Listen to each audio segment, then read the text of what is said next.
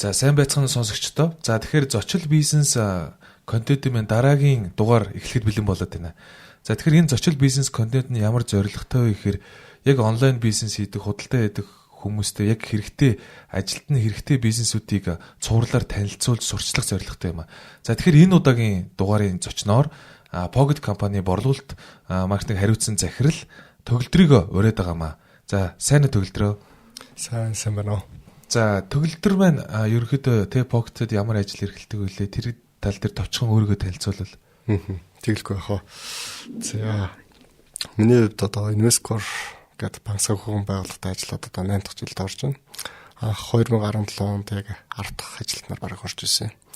Тэгээд тухайд бол яг тооцоохон дарагтайгаа ярилцаад маш акшн илүү том алсын хараатай тэгээд Монголд тэргүүлэгч байр суурьтай банк санхүүгийн байгууллагад ажиллаар орж байгаа шүү.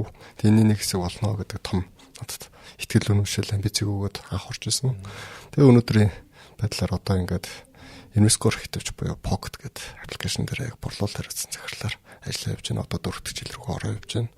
Тэгээ яг хуу ер нь бол Pocket гэдэг аппликейшн дээр яг анхнаас нь анх яг стартап буюу яг гал үүсэл нь яг яаж үүссэн яг тэр үед нь яг өөрөө бичлээд ажиллаад эхэлчихсэн.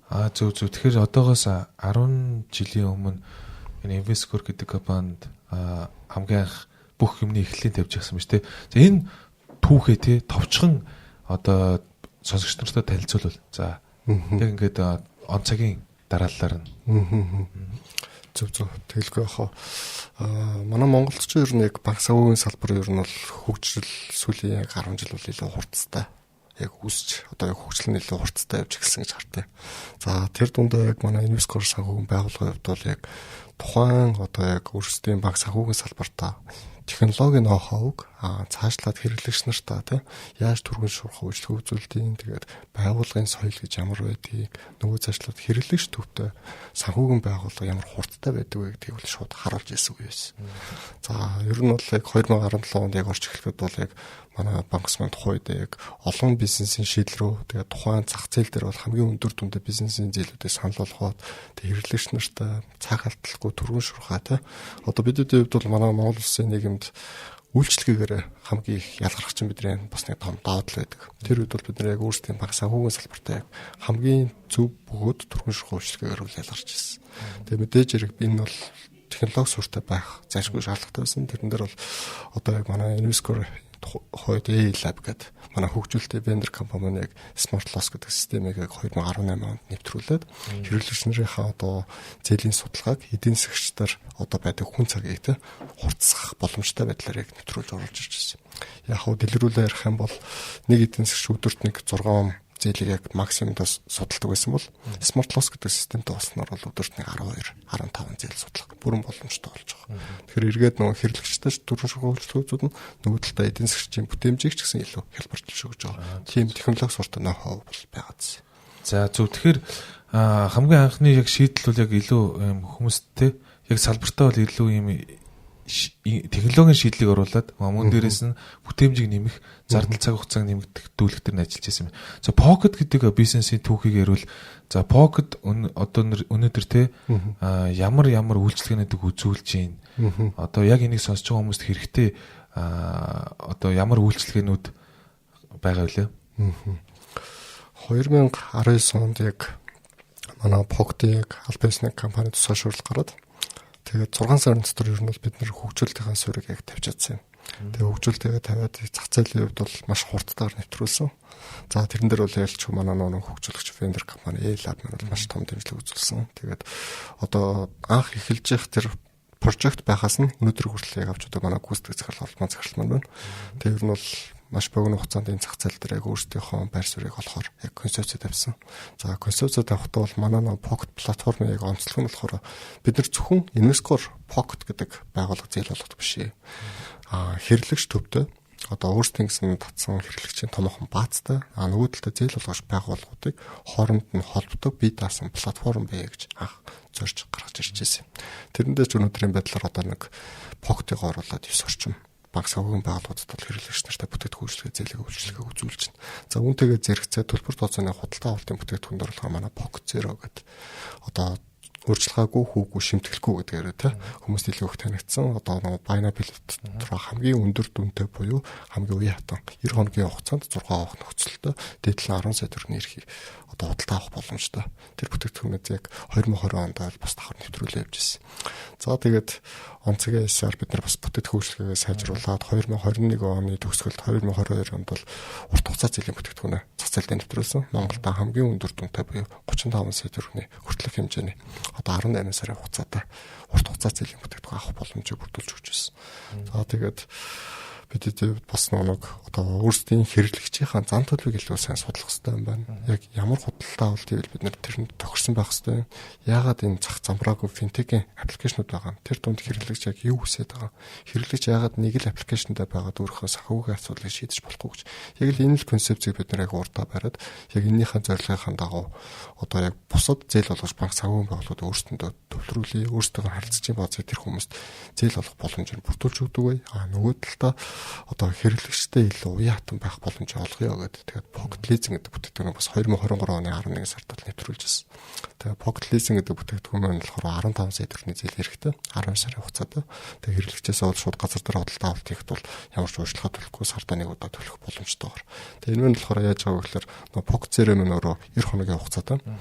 Тэгэхээр нөгөө 6 хувааж авчаад бас хэд өндөр худалдаа авалт зарим нэг харилцагчд бас хүссэн бараг авах жоохон төвхтэй байж магадгүй. Санхүүгийн хувьд нөгөө илүү жоохон уян хатан байх зорилгоор Pocket Leasing гэдэг бүтээгдэхүүн гаргасан юм. За энэ нь болохоор одоо магадгүй шинэ айл гэр одоо ингээд тавилгаа эсвэл нэг захиргаан бараг авъя тэг хөрхөгч зурагт пич авъя гингүүд шууд 15 сая төгрөг багтах хэмжээний лизинг үйлчлэг авчихар тухайн хэрэглэгчд бол ямар нэгэн бусад банк санхүүгийн байгууллага тэг эсвэл зээлийн төлбөрт заах шаардлагагүй. Та нэг л удаа нэг Pocket гэрээ байгуулсан байхад бүхэл төрлийн үйлчлэгээ цогц байдлаар авч болно гэдэг шийдлийг гаргаж ирээд яг Pocket Leasing гэдэг үйлчлэгээ нэвтрүүлжсэн.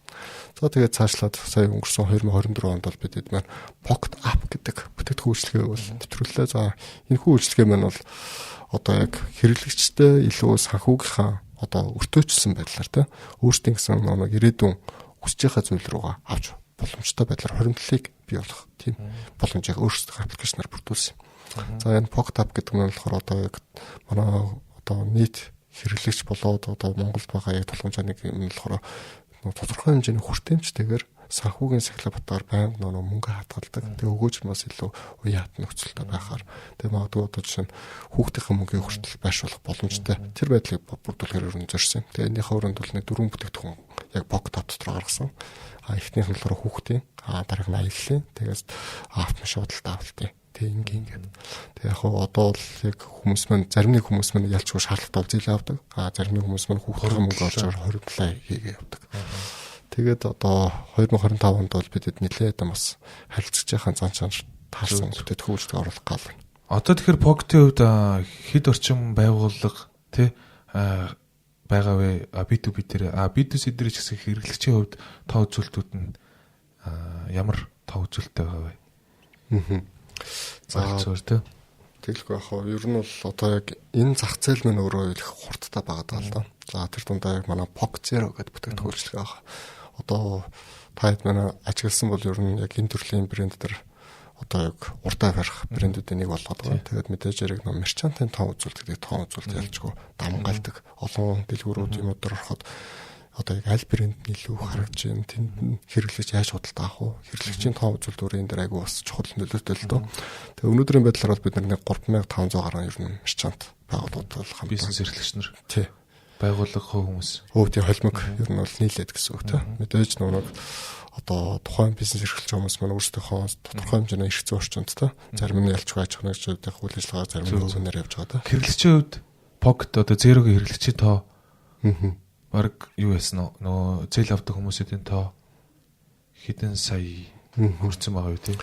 Яг хоо ер нь бол манай аппликейшн ч одоо яг 5 дахь жилдээ сайхан 1 сарын ойр нь манай аппликейшн яг үүсгэн байгууллагад одоо яг зах зээл нэвтрүүлсэн 5 жилийн баяраа тэмдэглэсэн юм.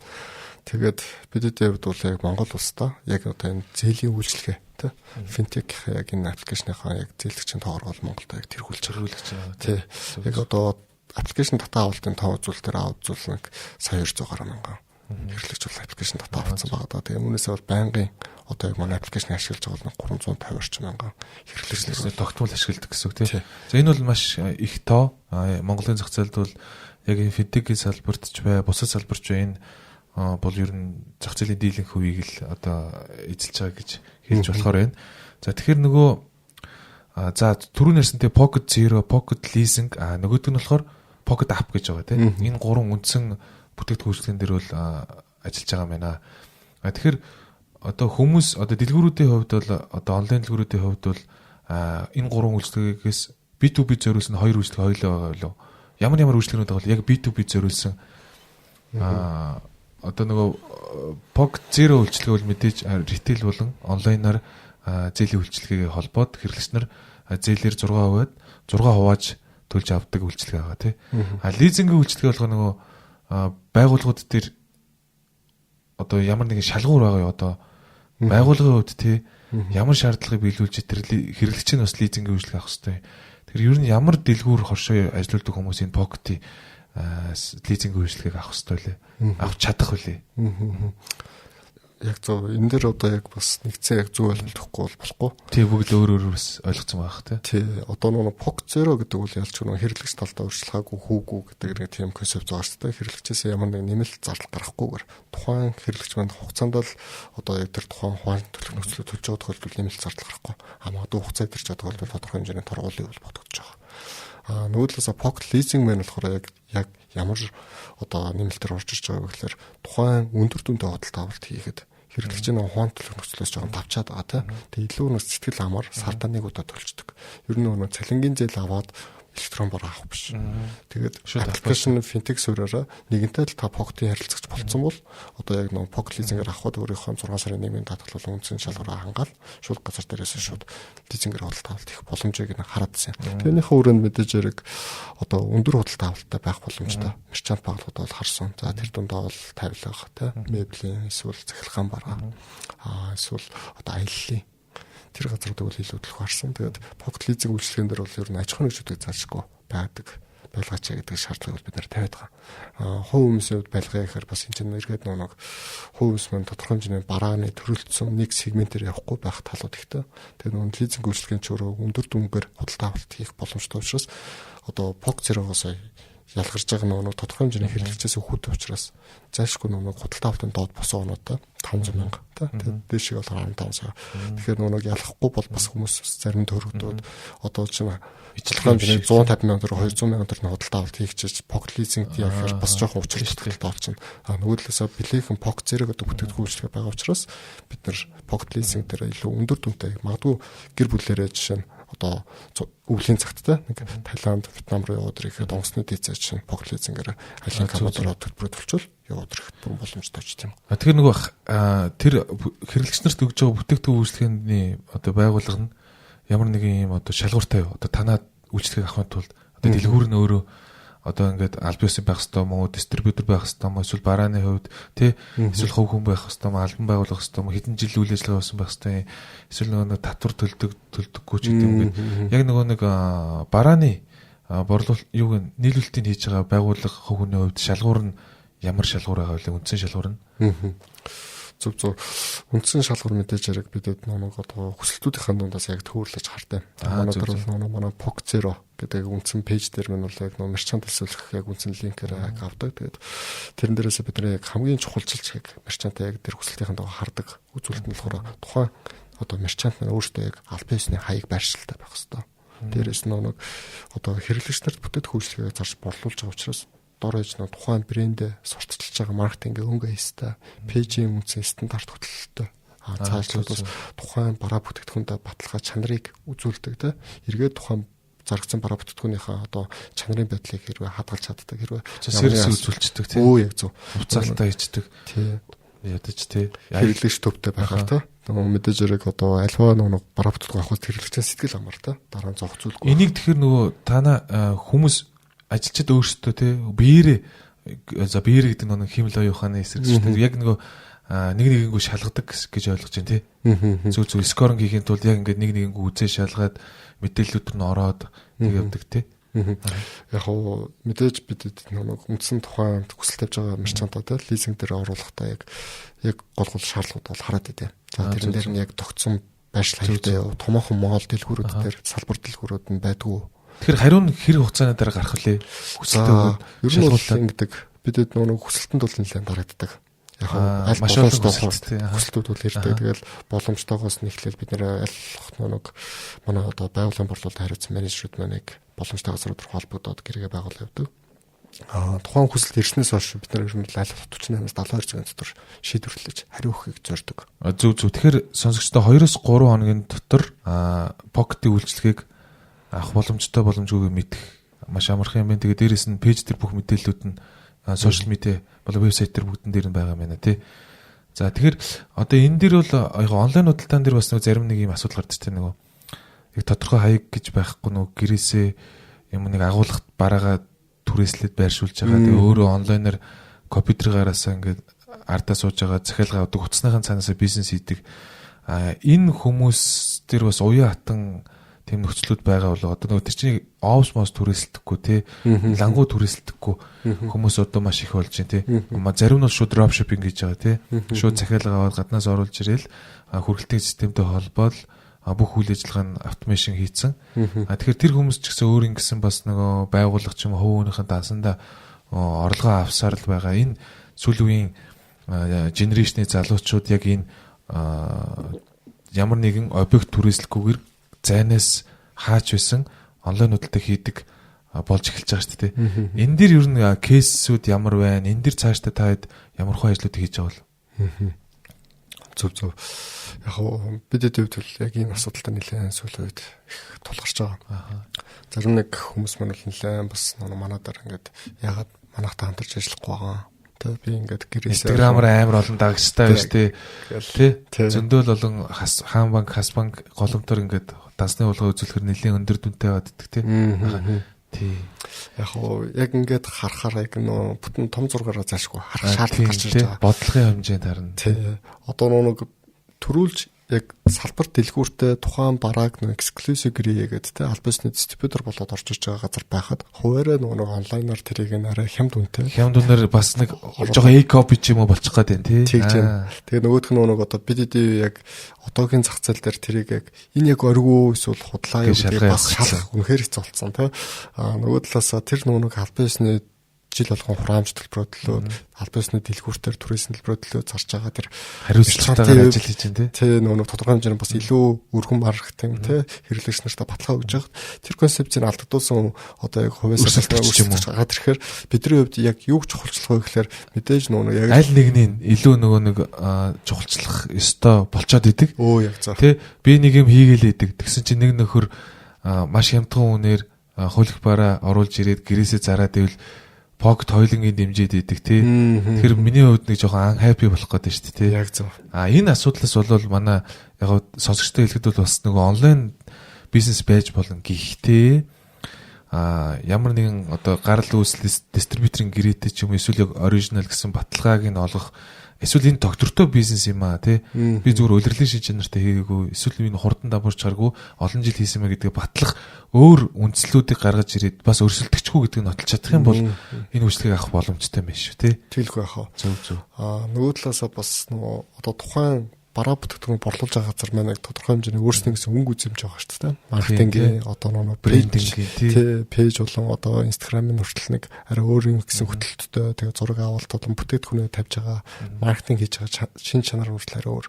Тэрийг бас нэлээд чухал шаардлагатай байдаг. Тий. Одоохондоо тэгэхээр бүх зах зээл дээр яг хоо биднийхэр бол онлайн худалдаан дээр одоогоор манай зочлол компани бол нэг 25 мянган онлайн худалдаачтай бол утсаар болон онлайнаар ямар нэгэн харилцаа үүсгэсэн байдаг. Тэгэхээр тэр 25 мянга гэдэг тоо дотор мэдээж зарим нь маш хурдан дампуурж байгаа, болж байгаа, сольж байгаа, зарим нь шал өөр бизнес рүү орчдөг тий. Зарим нь нэг бизнес дээр олон хүн байдаг ч гэдэг. Ийм нэг олон пэйжтэй, олон инстаграмтай ч юм уу, цаанаа нэг бизнес байдаг ч юм уу. Ийм олон кейсүүд гарч ирдэг. Тэгээд тэгжиж 25 мянга орчим онлайн худалдаач гэдэг бүртгэл манай дээр байдаг. Гэхдээ яг энэ дэр бол яг покетын зарчим бол эхлээд хамгийн одоо нөгөө хүрч чадах хамгийн найдвартай боломжтой хэрэглэгчийг чирэгдэл учруулгааргүй илүү safety, илүү баталгаатай газрууд дээр үйлчлэгээ хүргэж байгаа юм байна шүү. Яа тэгэхээр бүх хүнд хүргэх хэрэг мэдээж маш их хэмжээний зардал, маш их хэмжээний хүний нөөц байгаа учраас тэр зардал одоо төсвөнд хязгаарлагдмал мэдээж ямар ч компани дээр байдаг. Тэгэхээр зах зээлийн жамаараа ингэ явж байгаад тэр зах зээл нь хангалттай ихэнх хувь эзэлжүүл мэдээж саяны зах зээл рүү бол бас уян хатан дараагийн шинэ үйлчлэгнүүд гарах боломжтой юу. Тэ. Тэгэхээр гэрээсээ шууд 16 7 настай хүүхдийг pocket тэг гэртээ компьютер тоглонгоо интернет худалдаа хийдэг 16 настай дотоод тоглодог хүүхдийн бизнесийг дэмжих цаг ер нь хизээ ирэх бол тэ. Одоо бол яг урд ажлууд зөндөө бас байгаа тийм зах зээл тэр тоглож байгаа ажлууд байна. Дүү яг санийг шиг бас нэг сүүлийн үеийн генерашн дээр pocket-ийн зээлийн үйлчлэгээ бизнесийн дэмжих үйлчлэгээ ер нь яг төсөөлөлөөр ойролцоогоор хизээ гарах бол одоо ямар ч одоо нэг батлан юу яагаад ч тийм ямар ч нэг юм рисктэй харагдаад байна шүү дээ ингээл гэртээ байдаг. За нэг юм юу нэг за ямар ч пэйж Instagram та гэхдээ дансаараа мөнгө авдаг бараа нь хаана агаа гэхээр нэг агуулгад идэг. Тэгээд нэг сүүлийн 6 сар л бизнес хийсэн цаашдаа бизнес хийх хэсгийг мэддэггүй. Тэгсээр нэг тэр хүүхдүүд чинь бас сүүлийн үед бол нэг Америкч вэ Хятадын улсын зах зээл дээр бол маш хэмжээний валютыг одоо борлуулалтыг хийж байгаа шүү дээ тий. Зайнаас тэгэхээр тэр шинэ үеийн одоо 10 эдтэй хүүхдүүд 20 тэй хүүхдүүдийн бизнесийг ер нь дэмжих юмнууд нь яригддаг уу? Яг зөв. Яг хоо мэдээж дэмжлэхгүй яг хоо. Тэр дундаа бас нэг одоо банк санхүүгийн салбарч өөрөө бас нэг дандаа өнгөрсөн түүхийг судалдаг. Өнгөрсөн түүх дээр яг хэр амжилт бүтээл гаргасан, хэр ер нь одоо тодорхой хэмжээний ирээдүйн үнцнийг бүтээхээр явж байгаа. Өмнөх одоо улсын орлого чинь ирээдүйд доотлон 1 жил 2 жилийн хугацаанд яг энэ чадамжтай явж чадах уу? Тэгээ тэр тундаа яг өөрийнхөө одоо тухайн концепцийнхаа хүрээндтэй хэр яг баталгаатай юм байдгийг харах. Тэр үзүүлэлтийг голчилдог байхгүй. Тэгээ бидний хувьд ч гэсэн мэдээж нэг шинээр гарч ирж байгаа залуучууд тэр дундаа яг нэг айгүй олон стартап хий гэсэн залуучууд байдаг. Тэгээ зарим одоо хүмүүсийн концепцийг эхлээд хардаг. ID бусдаас ялгарч гэнэ үү? Давтагдчихгүй байна уу? Тэр энэ эргээд нэг харах өрсөлдөх чадвар тий. Тий. Одоо яг зах зээл дээр яг өөрөө хэр хүчтэй байж чадах юм бэ те? Тэрийг нь чухалчлахаар. Нөгөө талдаа бас одоо манай нийгэмч өөрөө хүний эрх гэдэг чинь нэг хүнийхээ эрхээр хязгаарлагддаг те. Яг үүнтэй ижилхэн яг байгууллагуудын хувьд ч гэсэн яг концепцийн өрөөнд бол одоо харилцагч харилцагчаа булаалцах биш. Эргээд илүү эцсийн үр дүнд харилцагч шojдог нөгөө талд нь бүтээгдэхүүн үйлчлэгээ зарж байгаа байгууллага маань тодорхой хэмжээний өөрсдийн тэр харилцагчаас авч байгаа бенефит дээр цаашдын үйл ажиллагааны илүү докторч идэг. Тэрийг илүү чухалчлан илүү бидний бол бас тодорхой хэмжээний суурь шаардлага гэж хараад байгаа. Нөгөө талаас одоо учиргүй шинээр ингээд бизнес эрхлээд бид нартай шууд хамтарч ажилласангүй бид нар яагаад хамтарч ажиллахгүй байгаа гэдэг юм уу тийм саналууд бас орж ирэх үе байна. Яг нь энийг бол бид нар өөрсдөө өмгөөлж байгаа юм биш. Нөгөө талд нь суурь шаардлага гэж хараад байгаа. Зөв. Тодорхой хэмжээний бизнес юм чинь тий. Одоо бизнес өөрөө яг ингээ харах юм бол нэлээд санхүүгийн сахилга баттай авахыг шаарддаг. Нөгөө талдаа бас тухайн одоо хийж байгаа бизнесийнхаа цаг хугацаа тий тодорхой хэмжээний хүч хөдөлмөрийг шаардсан байгааг одоо харуулахгүй бол тодорхой хэмжээний дөнгөж эхлэл тавьчаад одоо ингээ бид нар бүүн хийх чинь бидрийг дэмжих гэдэг бол бас нэг талдаа бидний хувьд бас жоохон төвхтэй байдаг. Жоохон рисктэй болж эхэлнэ тий бас. Яг зөв. Тэгэхээр мэдээж санхүүгийн салбарын хүмүүс л рискийг маш сайн харж байгаа хэл та. Би яг санхүүгийнхэн бол бизнесийг маш сайн хийдэг л мэдээд байгаа. Яг нөгөө тав баримт бүх юм дээр нь тулгуурлаж хөдөлдөг хүмүүс болохоор. Тэгэхээр яг энэтэй холбоотойгоор ер нь өөрөө чинь хувьд те ямар одоо сургууль соёл төгсөө яагаад энэ санхүүгийн салбарт ажиллах болов өөрийнх нь тухайн нэг товчхон ингээд яриад өгч те. Зөв. Ерөөсө танилцуулаагүй хэдүүлээ. Шууд ажил руугаа орсон те. Одоо болохоор яг нэг жоохон хов үний үднэс басна те. Зөв. За одоо яг ингээд банк санхүүгийн салбарт ажиллаад ерөөхдөө 14-5 жил рүү орж байгаа шүү. Тэгээ өөр салбар солиогүй юу? Яг хав дунд нэг байгаа. Тий нэг тодорхой хэмжээний сонирхлын байдлаар та бас ер нь л байгаа. Тэгээд яг үндсэн суурь мэргэжил нь болохоор банк санхүүгийн бизнесийн удирдлага мэргэжилтэй яг үндсэн мэргэжлэр ер нь ажиллаж байгаа. Тэгээд яг анх бол одоо яг барилгын архитектурын чиглэлээр сурыг тэр чиглэлээр авъя. Өөрөө их зурх туртай та нэг тийм хобби одоо нэг мөрөөдөл байсан. Тэгээ яг тэргүүрээ чиглээд явъя гэсэн чинь бас тийм байдгүй юм байна. Манай тухайд ч одоо яг архитектурын анги руу орох гээд бас шалгалтанд нь ороод тэнцгээл те. Хэцүү ангид шүү дээ. Зурах чадвар мадар тооцоолох тэр уран сэтгэмж өгч нэг бүх төрлийн авьяас шаарддаг юм л шүү дээ. Бас байгаа. Тэгэл яг нь дуртай юмдаа хүн чинь цаг хязгааргүй гэчээр те ядарч хамаарахгүйгээр явдаг лсэн юм шиг. Тухайн үед бол нэг тийм юм лээс. Тэгээ яг орохоор болоод яг болсон чинь манай аав ээж минь за ер нь бас энэ ч нэг тийм ирээдүйд биш шүү. Чи яг итгэлтэй байна уу те. Ер нь нөхцөл байдлаа хараад ирээдүйдээ санхуд салбар тал руугаа харуулъя тийм нэгтлэн бодогч болуулъя гэдэг. Би болохоор за би яасан ч нэгтлэн бодогч болохгүй шүү гэл дотроо боддог байсан. Тэгэл нэмэгдэхэд л одоо яг баг цаг хөвгөн чиглэлээр тэгэл бизнес удирдлагаар мөс эдэнс гэдэг гсэн. Мөс эдгсэн тийм. Тэгэл яг хоо яг энэ салбарт анх Скотар дургийн татвар хэлцээр бас юугаар ажилладаг байсан. Дадлагчаар. Тэгээд яг тэрэн дээр бас нуун аж ахуйн гэж байгууллагуудтай ажиллаж үзэл санхүүгийн салбарт бас юу гэдгийг ингээл мэдэрч аваал те. Ер нь бол бүр яг бүх мэдээлэл донд байсан юм байна шүү дээ. Яг тэр чинь зүгээр л дадлага ажилласан хугацаа. Дадлага ажилласан. Тэгээд яг олон улсын бас Caritas Czech Republic гэдэг олон улсын байгууллагаар бас төсөл дээр бас тодорхой хэмжээгээр яг анх дөнгөж мэрэгчлэнээр ороод ажиллаж байсан. Тэгээд яг UNESCO-т ажиллах үед бол яг анх манай Мөсөдинсгийн найз маань санал болгоод тэгээд бас манай Мөсөдинсгийн мөхтөр багш маань манай UNESCO-ийн co-founder байдаг. Тэгээд ерхэд бол яг энэ UNESCO-т ажиллах бас нөхцөл болцсон айгуу тухайд их хурдтай айгуу гой санал орж ирж байсан. Тэгээд тухайд бас өг үндсэн өнөтер олон улсын төслийн байгууллагад ажиллаж байсан. Тэгээд гээс яг мэрэгчлэр UNESCO-т ажиллаач гэдэг яг тухайд санал маань ирээд зөв. Яг тухайч манай UNESCO-ч бол 10 хон л ажилтнаа байлаа шүү дээ 10 гэдэг. Тэгэл яг тэрний нэг нь л байсан шүү дээ. Бид дэвд бол яг нэг маш хурдтай, амбицтай. Тэгээд манай яг туцаан дээр анхуул захирал маань бол яг тухайд яг надад нэг зүйлийг айгүй гоё хэлчихсэн. Би яг тэр үгэнд л ер нь яг итгэл үнэмшлээрээ бас өнөөдөр хүртэл ажиллаж явж байгаа. Тэгэл хаач явсан ер нь бол байгуулгаараа бахархаж те овоглож явах айгүй дуртай. Тэгээ яг UNESCO гэдэг яг энэ нэг одоо гэр бүлд бол яг анхнаасаа ажиллаа явахад нэг зүйлийг амар сайн ойлгосон. Ер нь нэг альва ажлын зорилтыг тавих та бид нар яг нэг хүмүүс болгоход нэг том ажил руу том үсрээл орчдөг гэж ойлгодог. Одоо хараагаад эсвэл шууд тэр амжилтан дээр хүрчин гэж ойлгодог. Бид яг хүмүүс харахтаа яг тэр амжилтаар нь л хардаг. Одоо өнөөдрийн босгоцсон байгаа юм санхүүгийн салбарт байгаа байр суурьаар нь анхнаасаа л юм байсан шүү дээ гэдэг ч юм уу. Эсвэл юм суурьтай одоо таад ингээм хүчтэй ороод ирлээ ч гэдэг юм уу та. Бид дэвд бол яг тэр нэг суурийг бэлтгэхийн тулд ялангуяа одоо яг тэр нэг маш олон деталуудыг зөв одоо аргачлалаар хэвлүүлээд суурийг бэлтгээд өнөөгийн UNESCO-оор яг суурийг тавихад бол нэлээд бас чамгүй том давнуудыг давж гарч ирсэн. Тэгээд нөгөө талаасаа бас одоо өөрсдийн яг тухайн зах зээл дээр яг ялгарх гэдэг тэр өнгө айстай хэрлэгч төвтэй бай. Харилцагчаа ойлгодог бай. Төргөн шуурхай бай. Бизнесийн ёс зүй этик та бизнес калчраа мэдрүүлдэг бай гэдэг. Тэр яг л одоо ёс зүйг өөрсдөө ажилтныг баримтлал явдаг байсан л да. Тэгээд тэрийг бол яг бусдаа нэг хуалцах айгүй дуртай байдаг. Зөв яг энэ бол яг бодит байдал дээр харагдаж байгаа л да одоо амжилт нь бол инвесторын амжилт бол нэлээд өндөрт очсон байгаа гэж хардаг тийм. Гэхдээ бол цаана маш олон ийм ажлуудыг хийжсэн мөн дээрээс нь маш зөв менежмент зөв шийдвэр гаргалтуудыг хийжсэн байх нь шүү дээ.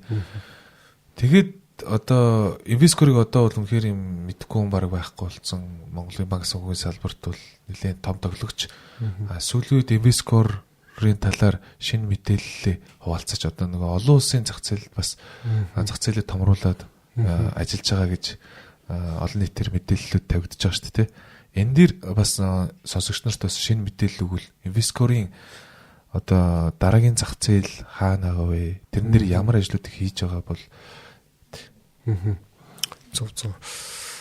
Сая 2 сарын 20-д бидэд маань Шангрилад нөрөг UNESCO-оор санхүүгийн группээр олон улсын Лондонгийн өргөн бирж дээр гарлаа гэдэг баярыг цаан зохих байдлаар яг Монголд яг аль бисэрэг тэр үйл ажиллагааг хүмүүстэй танилцуулж нээсэн. Тэгээд яг бидэд одоо олон улсын зах зээл рүү яагаад гарах гэдэг яагаад Лондонгийн өргөн бирж гэж за тэр дундаа ер нь олон улс руу гарах болсон шалтгаан яг юу юм бэ гэдэг яг асуултаас эхлэн зүг баг гэж хараад байна л доо. За манай Монгол улс өөрөө яг геополитикийн хувьд 2 том гүрний дунд байдаг. Тэ 2 том үйлдвэрлэгч гүрний дунд. Тэгээд манай Монголоос яг өөрсдийн нэрийн одоо брэнд болгож үйлдвэрлэж байгаа бүтээгдэхүүнүүд бол цөөхөн байдаг. За мэдээж уртаа ярьдаг брэнд бол гол брэнд байдаг тийм. Ноолорын. Цаашлаад бол ер нь уул уурхай түүхийн байжмал одоо түүхий одоо уул уурхай бүтээгдэхүүнүүдэл гадагшаа гаргадаг. Гэтэл яг нэг Монголоос төрж гарсан брэнд гаргая гэхээр ер нь бол бид нар одоо үйлдвэрлэгч орон бай гэхээр том тэр хоёр гүрний давах гэхээр маш том цаг хугацаа тийм ноу-хау туршлах хэрэгтэй болно.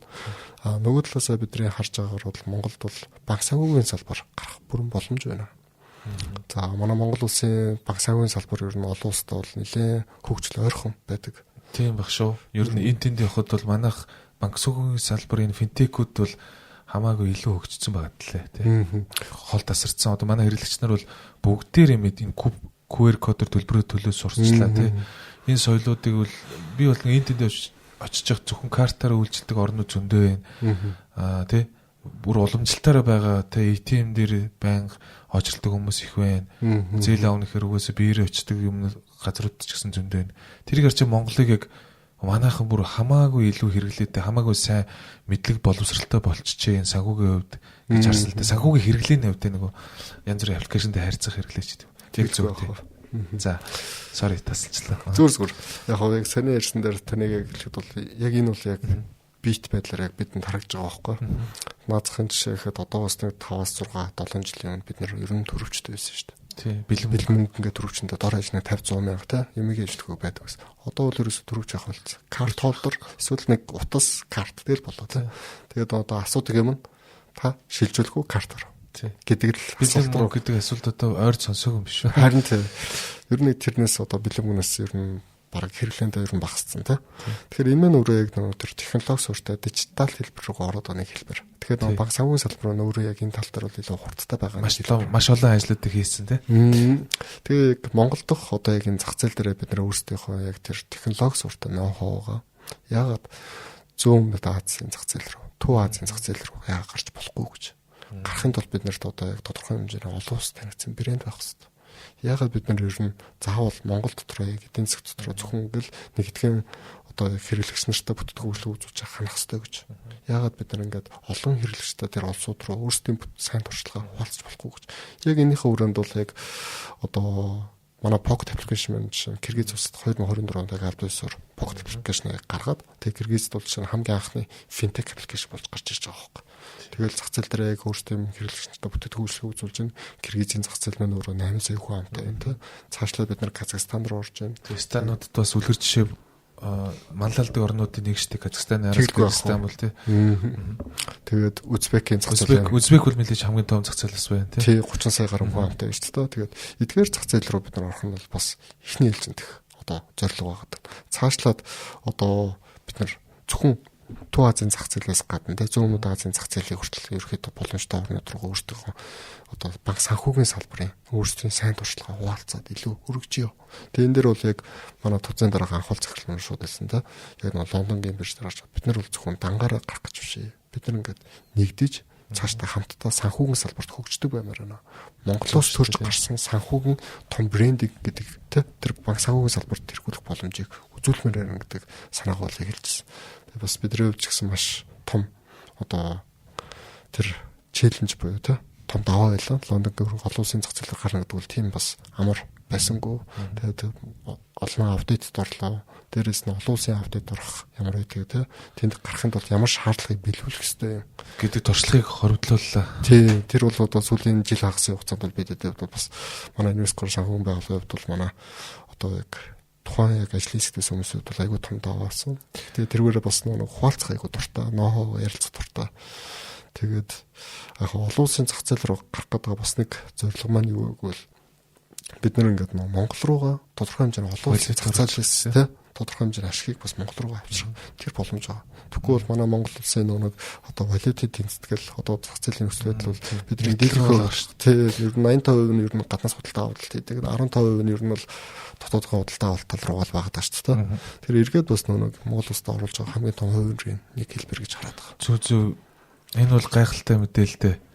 Энэ технологийн компаниуд ялан мөн дээрээс нь банк санхүүгийн хослол бол Монголд бол супер хэрэгжиж байгаа. Банк санхүү технологи хоёр нийлснээр маш олон том өөрчлөлтүүдийг улсын хэмжээнд авчирч байгаа. За одоо бүр тэрийг экспортлж эхэлж байна. экспортлон гэдэг бол бидний зах зээлийн багтаамж бол хангалттай томорж байгаа. Тэр зах зээл дээр бол бид нар зөвхөн нэг компани биш те түүчилээд маш олон компаниудыг багтаах шингээх зах зээлийг бол хаалгын үе тайлган нээж өгч байгаа гэж бас би хувьдаа хардаг. Ямар ч гэсэн ингээд Invescore-ийн том философи энэ том ажлуудад бол бид нар ч гэсэн хүчин чармаалтаа бас өөрсдийнхээ боломжоор үзүүлэхийг дотроо бас ярилцаж бас дотроо бас нөгөө нэг ажлуудыг хэрхэн хийх үү бид нар бас нөгөө та хэдээсээ үлгэр жишээ аваад бас цаашаа яаж явах уу гэдэг дээр үргэлж дандаа бас нөгөө ярилцдаг. Тэгэхээр ямар ч гэсэн Invescore-ийн хамт олондоо бол маш их баярлалаа гэж хэлье. Мөн Pocket-ийн хамт олон ч гэсэн тэр дотроо багтаж байгаа шүү дээ. Тэгэхээр энэ бас Монголын залуучуудыг арай өөр юм руу чиглүүлж, өөр юм руу зорж, өөр юмыг бодож сэтгэхэд маш том хүчин нөлөө үзүүлж байгаа шүү. Энэ дэр бол маш олон хүмүүсийн цаг зав, маш олон их хэмжээний төсөв мөнгө зарцуулж байгаа. Энэ нь бол бидний хувьд бол буцаад одоо хэрэглэгч, харилцагч нарын хувьд бол зүгээр шууд бусаарч гэсэн хөрөнгө оруулалт бол болж байгаа шүү. Баярлалаа. Тэг өнөөдрийн подкаст ч гэсэн манай харилцагчдын хувьд бол маш том хөрөнгө оруулалт, оюуны хөрөнгө оруулалт болж байгаа шүү. За тэгээ энтэй зэрэгцээд бас Монгол улсын энэ банк санхүүгийн соёлын ойлголт байна. Одоо ямар сад бэрхшээлүүд гарч байна? Одоо нөгөө зээл авж байгаа хүн те мөн дээрс мерчантын хооронд одоо мөнгө санхүүгийн харилцаан дээр те ямар асуудлууд, ямар маргаанууд дийлэнх нь гардаг вэ? Тэрийг одоо бас энэ подкаст дээр дамжуулаад бас хүмүүст илүү ойлгомжтойгоор зарим зүйлсийн зөв ойлгуулаад зарим зүйлсийн шууд зөв соёлыг суулгах хэмжээнд бас ярилцвал ямар асуудлууд байгаа? Зөв. За юуны өмнө ч гэсэн энэ подкаст ингээ урьж тэ сайхан ингээ сонирхолтой яриа өнүүлж байгаа айгүй их баярлалаа. Тэгээд бас нөгөө бидний дэвд ч нөгөө урд хажтаа дарагдаад ингэж нөгөө хүмүүст өөрсдийнхөө зарим нэг ноохоо бас нөгөө алдаа оноогоо хуваалцаж ярилцах том боломж ерөн цөөхөн байдаг. Нөгөө талаас хүмүүс нөгөө альва ажлыг юмнуудыг харахад дандаа амжилтыг төрүүлж хардаг. Цаана байгаа нь тодорхой хэмжээний алдаж онсон, сайжирсан. Алдаа байгаа цагт хүн хөгждөг шүү дээ. Алдаа байхгүй бол хүн хөгжих боломжтой байгаа. Яг бол тухайн хийсэн юмдаа ханаад зогсождөг. Алдаа байснаар илүү олж харах нүдбэ нэгдэждэг. Бидэд ч гэсэн энэ бүтээтгүүлсийг сайжруулах, харилцагчаасаа бас зарим шаардлагыг хангаж ажиллах дээр илүү анхаардаг. Нөгөө талаасаа яг одоо сүүлийн үед яг банк санхүүгийн салбар дээр яг нийтлэг харагдж байгаа нэг зүйлс байгаа. Тэр нь болохоор манай хэрэглэгч нар маань өөрсдөө яг энэ санхүүгийн сахилга баттай байх хэрэгтэй байгаа жоо илүү ухамсарлах хэрэгтэй юм болов. За ялангуяа манай одоо хамтран ажиллаж байгаа мерчант байгууллагууд маань ч гэсэн нэг хүс зүгээр ойлгох хэрэгтэй юм болов. Тухайн билетийн гаргаад өгсөн байгаа buy now pay later буюу бүх зэрэг гэдэг бүтээгдэхүүн байна те. Яг энэ нэг бүтээгдэхүүн зориулсан бараа бүтээгдэхүүн худалдаад авъя гэдэг ирж байгаа үг харилцагч байхад зарим нэг хүмүүс маань тэр нэг худалдаа авалтын үнийн дүн дээр нь одоо манай дээр байгаа шимтгэлийн нэмдэг ч юм. Эсвэл магадгүй гадуур ерөнхийдөө айгүй их захим залилан бий болсон. Захим залилан гэсэн тий. Тэр зээл ирэх худалдаж авдаг. Жишээ нь одоо ямар залилангууд яваад энийг урьдчилаад бас хүмүүст мэдээлээ л да тий. Бас энийг энэний эсрэг бол бид нар бүгдээрээ л ажиллах ёстой. Тийм залилан бол бидний хувьд бол тийм хамоо зүйл тий. Юу л байгаа даа л да. Одоо нэг захим залилан дотор зээл ирэх аван зарна. Одоо тэр нэг тухайн хэрэглэгчд нэг батлагдсан зээл эрхийн дүн байгаа байхгүй. Тэнгүүд тэрийг нь авахдаа тодорхой хэмжээний хувь тохироод худалдаж авна гэдэг асуудал хөндөд байгаа байхгүй. Тэгвэл эцсийн бүлэгтэр зээл ирэхээ зарж байгаа хүмүүс өөрөө хохирж байгаа. Яг бол тэр хүмүүс өөрөө тэр буцаа зээлээ төлнө. Өөртөө бүхэл бүтэн байж болохооргүй банк санхүүгийн салбар нь өөрөө хүүгэн тогтоогоод те тодорхой хэмжээний гэрээ контракт хийцэн баг чинь тэрийг зөрчин байж тэгж нөгөө өөрийнхөө зээл эрхийг тэр нэг худалдаж авч байгаа хүн зармагдуулж гурдалж тэгэд тий. Тэнгүүд тэр дунд нь нэг одоо тэр эрхийг нь авч байгаа хүмүүс нь өөрөөсөө бэлэн гаргаж өчөнгүүд өөр мерчантаар очиод худалдаа авалт хийдэг. Дурын. Одоо тэр нөгөө эрхийнх нь хэмжээнд харуулад тий. Тэгээд тэрнээс болоод яг эцсийн үр дүнд бол тэр зээл эрхээс харж байгаа хэрэглэгч маань өөрөө хохирч байгаа. Буцаад тэргээ төлнө шүү дээ. Тийм шүү дээ. Тэр хүний өмнөөс төлнө шүү дээ тий. Нөгөө талаас зарим нэг мерчант байгууллагууд маань ч гэсэн нэг бас зүгээр ойлгох хэрэгтэй нэг бид нар өөрсдөө яг энэ санхүүгийн салбарт ялангуяа тэр дундаа бизнес эдийн засаг өөрсдөө энэ дээр бас тодорхой хэмжээний өөрсдийнхөө буруу шийдвэрүүдийг хазаарлаж авахгүй болохгүй. Яагаад гэвэл харилцагч төвтэй байх хэвээр, хэрэглэгчээ бас ойлгохтой байх хэвээр. Худалдаа авалтынхаа ашигыг бодоод ашигын нүдээр нөө юм болгоныг хараад байвал яг үндэ чинь бас нэг талдаа буруу болчиход байгаа. Юу вэ гэхээр нэг хүмүүс дандаа л бизнес хийгээрээ ашигтай байх хэвээр гэдгийг төрүүлж харцдаг. Яг үндэ жинхэнэ ашиг бол ингээ байнга тасралтгүй үйл ажиллагаа явуулах штеп. Өө яг зөв.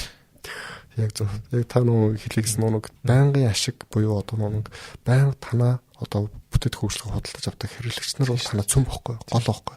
А гэтэл тэд нар тоо багасна гэдэг чинь танаа ирээдүйн орлого багасхын нэг хэлбэр шүү дээ. Тэгэхээр нөгөө талдаа нэг тэр одоо хэрэглэгч нартай тодорхой хэмжээний лоялти бодлогын өрөөнд бас тодорхой хэмжээний өөрсдийн бүтэц хөгжлөгөө гэдэг тодорхой одоо худалдаа хүргэн боломжоор нь хангаж өгөх ёстой байтал харин эсрэгээр нь яаж тэр хүнээс өөрийнхөө хамгийн ашигыг олж авах байхгүй болох уу гэдэг. Тийм үзэл бодлоор явах юм бол ер нь хол явахгүй болчиход байна. Тэгээ бидний хувьд ч гэсэн яг одоо энэ дэр бол нэг мерчант байгууллагуудаа та хэд маань бас тодорхой хэмжээний нэг продуктыг хямдарч болно, зарж болно. Тэгэхдээ хэрэглэгчээс өөрсдийнхөө нэг гомдох буюу нэмэлт одоо тухайн одоо худалдаа авалтын нэг дараа төлөх үйлчлэгээр те after pay буюу buy now pay later үйлчлэгээр худалдаж авч явахдаа шимтгэлийн нэмэгд бол утгагүй байхгүй. Яагаад гэвэл та нар анханасаа гэрээ байгуулсан. Яагаад ингэж хэрэглэгчдэр ийм шаардлагатай байна.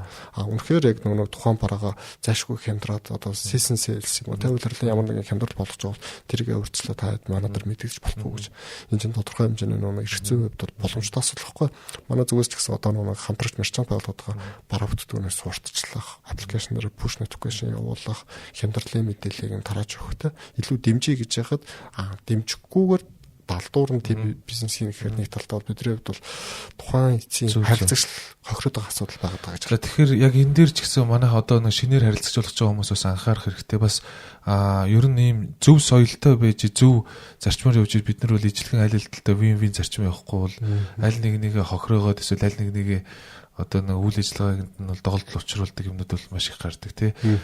Бид нар дээр ч гэсэн бас интернет худалдааны соёлыг сайн түгээхгүй бол энэ хүргэлтийн төлбөр тооцооны асуудал, амун мерчант ирэх тэр барааны чанарын асуудал, сервисийн асуудал, буцаалтын асуудал гэдэг. Интернет худалдаа бол ерөөсөө анханасаа буцаадаг байх ёстой гэдэг үг нь бол олон улсын яг ийм баримтлагдаг суурь зарчмуудын нэг байдаг тий.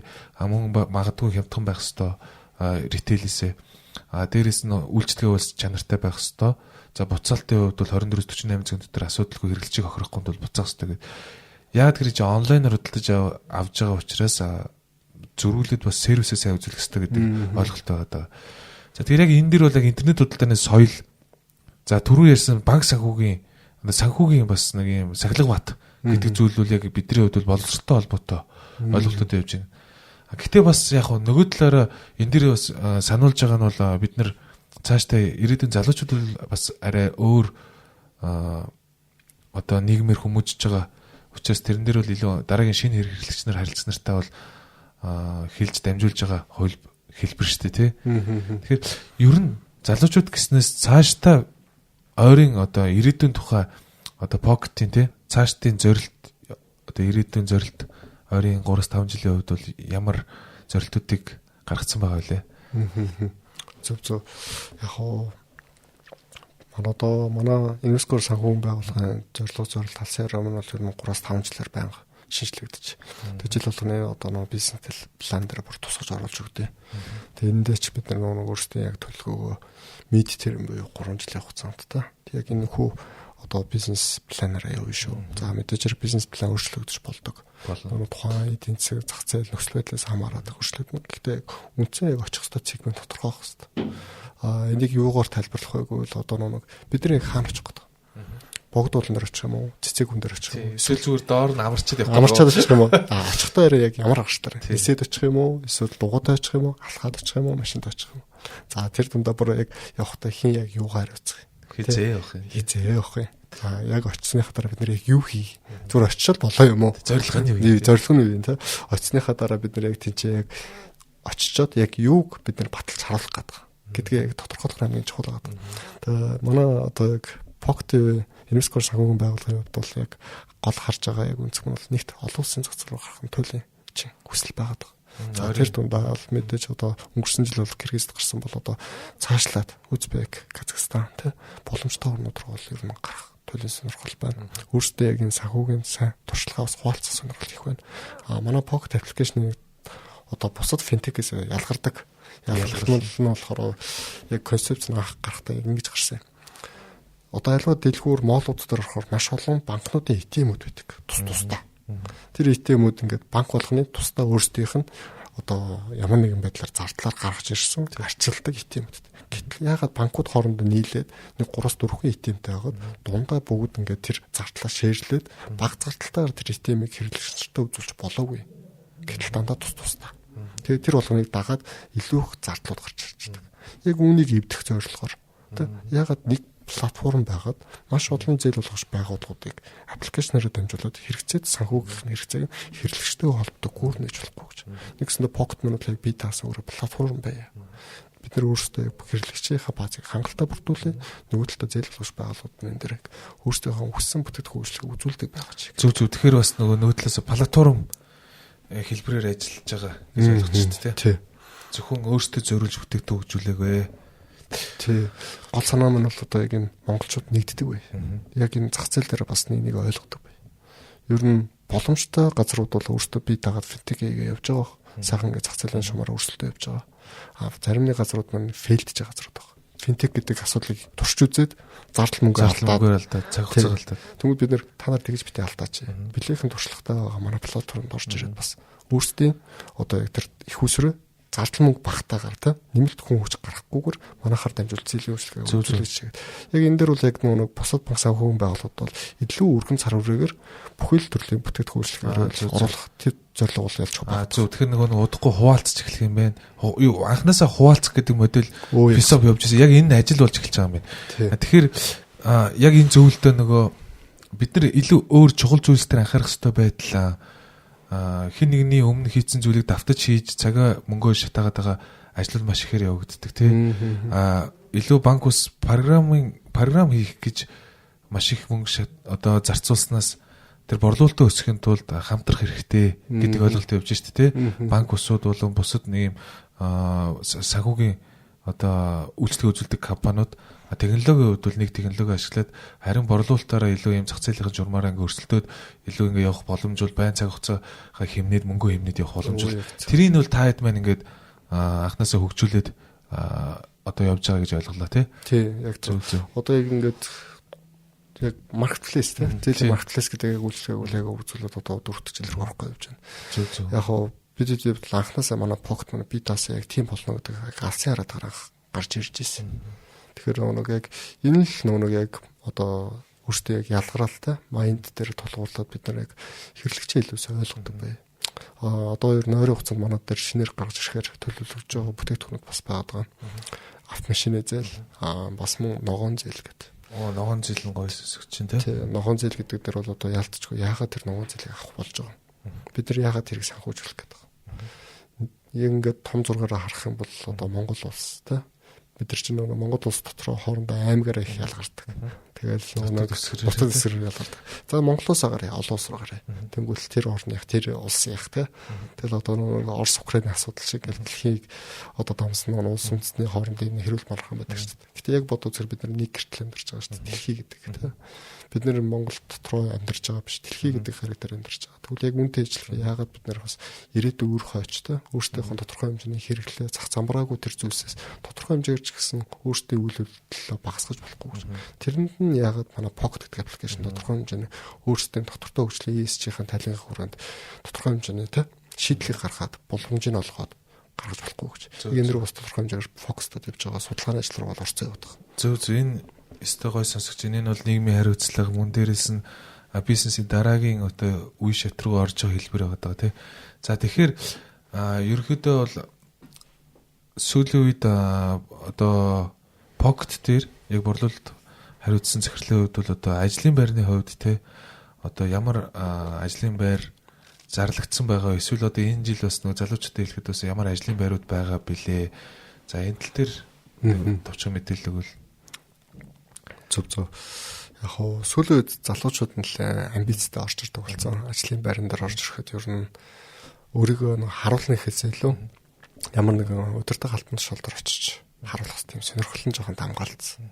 Гэтэл нөгөө тэр хүнийг нөгөө тэг одоо алгасаж болохгүй нэг хэсэг даваа нь байгаад туулах хэрэгтэй даваа. Тэрийг би ч гэсэн одоо өөрөө яг мэдэрчсэн л да. Тэгээд яг юу хэлэх гэдэг вэ гэхээр нөгөө хүнд аливаа туршлага илүү их нөгөө одоо ажиллах боломжийг өөрөө ойлгоод ирэхээр илүү их нөгөө тухайн юм дээр шийдвэр гаргалтын түвшинд илүү нухацтай болдог. одоо шийдвэр гаргалтын төвсөн сайн муугаар нь ялахын тулд тэр хүний яг өөрийнх нь ажиллаж исэн туршлагыг харуулад байдаг л та. Яг үүнтэй адилхан яг манай дээр бол одоо залуучууд бол илүү их ажилдаг. Тэгээ залуучуудаа бас илүү их нээлттэй ханддаг, ажиллах, ажлын байр манай дээр зайлшгүй их шаардлагатай байдаг. Бид одоо ч гэсэн хүний нөөцийн асуудлууд бас байгаа.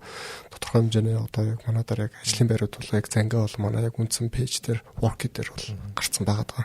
Таад манаас сонирхож байгаа бол манай дээр бас нэгдэж болно. Одоо бол манай яг нөгөө POC маань яг эрхэмлэж байгаа тий харж байгаа яг хараавал яг залуучдыг илүү тав тухтай тэгээд яг ажилдаа дурлаж ажилладаг байгаа чи бидэнтэй тэгж таны хоёр дахь гэр бүл чинь болооч гэдэг тэр үйлрэл айгүй гоё шингээж өгдөг. За тэгэхээр энийг сонсож байгаа залуучууд бол яг саяны сугуудаас бас мэдээлэл авч болох боломжтой байна. Мөн дээрээс нь хүний нөөцийн бодлогын хувьд бол та бүхэн сайн сонссон бах тий арай өөр шинэлэг залуучуудтай хамтарсан арай өөр менежментийг нэвтрүүлээд явж байгаа юм байна. За ямар ч хэсэн тэгээд төгөлдөртөө амжилт хүсье. Тэгээд бид хоёрын гол зорилго бол бизнес эрхлэгч нарт хэрэгтэй өөрийнх нь компанийн хэрэгтэй үйлчлэгийг хүргэх зорилготой байсан билээ. За тэгэхээр POC-ийн хувьд ч гэсэн манай зочил технологи компани бол хамтарч ажилладаг хамтрагч. Тэгэхээр тун удахгүй бас бидний бас дараагийн хамтрал шинэ үйлчлэгээнүүд дээр нь хамтарсан үйлчлэгээнүүдийг бол танилцуулаад явах бах гэж найдаж байна. За тэгэхээр цаашдын ажилд нь амжилт хүсье. Тэгээд манай энэхүү нэвтрүүлэгт оролцсонд бас төгөлдөртөө баярлалаа. Тэгээ удахгүй бүгдээрээ Монголын зах зээл биш дараагийн удаа дэлхийн зах зээл дээр илүү ярилцах болов гэж найдаж байна. За маш их баярлалаа. Тэгээд энэхүү подкаст орж оролцсонд маш их баярлж байна. Дээрээс нь яг өөрсдийн яг нэг тодорхой хэмжээний мэдрэгддэг мэдрэмжээ тий. Одоо яг ингээл таадынхан подкастаар танилцуулаад ярихтаа бас өөрөө яг ярьж байхдаа хүртэл бодчихлоо. Нэрээ бас бид бас зарим нэг хэлж чадахгүй байсан юм бас дамжуулж хэлэх үнэхээр бас шаардлага байдгийн шүү тий. Тэгээд энэ салбар маань өөрөө хурдтай хөгжиж байгаа боловч бидэд бас баггүй тий. Нэлээд том даваануудыг даваад гарч ирж байгаа. Тэгээд хамгийн түрүүнд чухалчлаг бол харилцагчаал чухалчлаа. Хэрэглэгч нартай бүхий л талдтай шаардлагатай үйлчлэгийг нь үзүүлдэг бай. Одоо бид манай аппликейшн чинь л захимжиж байгаа. Тэгээ захимаар гэрээ байгуулдаг 100% захимж хар зорж байгаа. Тэгээ одоо чинь G-sign бод төрөөс гарсан тоон гар хэсэгтэй ахтаа шууд захимаар манай дээр шууд хүсэлт хийгээд гэрээ байгуулах бүрэн боломжтой болж ирж байгаа. Нөгөө талаас яг санхүүгийн сахилга баттай байгаа хэрэглэгч нартай бид нар loyalty үйлчлэгээ гэж байдаг. Манай нөгөө аппликейшн анх гарч ирснээс хойш тэгээ тэр loyalty үйлчлэгийн дунджаар нэг 4.5 жил уухгүй тэр аппликейшн ашигласан код гэдэг зэрэг дээр хүрдэг. Тэгээ код гэдэг зэрэг дээр байхад 1% хүүтэй зээл авах боломж өгдөг банкнаас баг. Гэхдээ тэр мань бол хязгаартай байгаа. Тэгэхээр яг бидний хувьд бол наад чинь л болоо авъя да. Харин тий.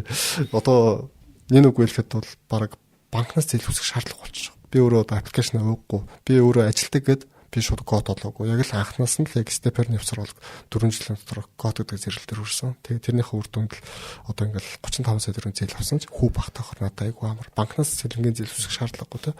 Тэгээ яг миний санхүүгийн баталгаа бол манай яг аппликейшн маань POC маань байгаа. Нөгөө талаас бидэд яг үргэлдэг үг бол яг санхүүгийн сахилга баттай байгаа хэрэглэгч нараа бид нар үргэлж дэмжиж. Та хариуцлагатай бай, санхүүгээ өөрөө тодорхой хэмжээ зайлшгүй шаардлагатай үед яг санхүүгийн асуудлыг манайхаас авдаг бай. Тэгээ зээлийн хугацаанд төлдөг байхад л таны тэр нөө цуглуулсан бонус оноо нь loyalty үйлчлэгийн дагуу зээлийн эрх нэмэгдээд дагаж зээлийн хүн бурдаг. Тэгээ ерөөхдөө нэг хэрэглэгчээ илүү бодох. Дээрээс нь бусад бүтээгдэхүүн үйлчлэгээ маань тухайн хэрэглэгчийн яг зайлшгүй шаардлагыг хангаж чадах үз байлгыг ер нь бид зориод байгаа. За бидний урилгыг хүлээж авсан Pocket компани борлуулалт хариуцсан захирал төгөлдөртөө маш их баярлалаа. За тэгэхээр бидний гол зорилго бол бизнес эрхлэгч нарт хэрэгтэй мэдээллийг өгөх зорилготой юм аа. За тэгээд төгөлдөртөө ямар ч гэсэн цаашдын ажилд нь амжилт хүсье. За тун удахгүй бид нар арай өөр сэдвэр, арай өөр өнгө ёстой дараагийн удаа бас дараагийн контентэнд орох байх гэж найдаж байна. За баярлалаа.